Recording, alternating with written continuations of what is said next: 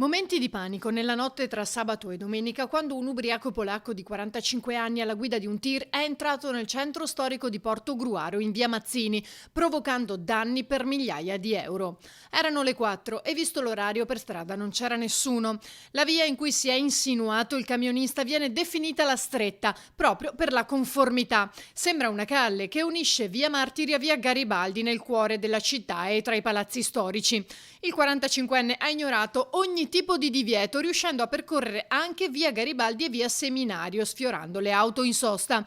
Ha poi svoltato a sinistra su via Mazzini, abbattendo le insegne di una tabaccheria, i canali di gronda che portano ai pozzetti, i terrazzi degli edifici storici e ha sradicato vasi, fioriere e le tende dei negozi. Non si è fermato nemmeno quando gli specchietti della cabina di guida si sono staccati e un terzo sul davanti ha frantumato il cristallo anteriore. Solo quando si è ritrovato a pochi passi da via Martiri si è arreso davanti al portico alto 2 metri.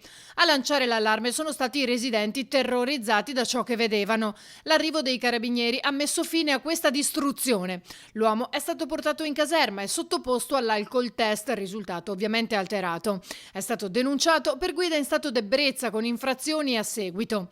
Il sindaco Maria Teresa Senatore ha dichiarato che la vicenda, pur essendo evidentemente di matrice non terroristica, conferma a necessità l'impegno di mettere sempre in atto tutti gli accorgimenti necessari e previsti, quali varchi e misure di sorveglianza per le varie manifestazioni che si svolgono a Portogruaro, per le quali, ha detto, è doveroso che l'amministrazione garantisca primariamente la sicurezza delle persone nel contrasto ad atti sconsiderati.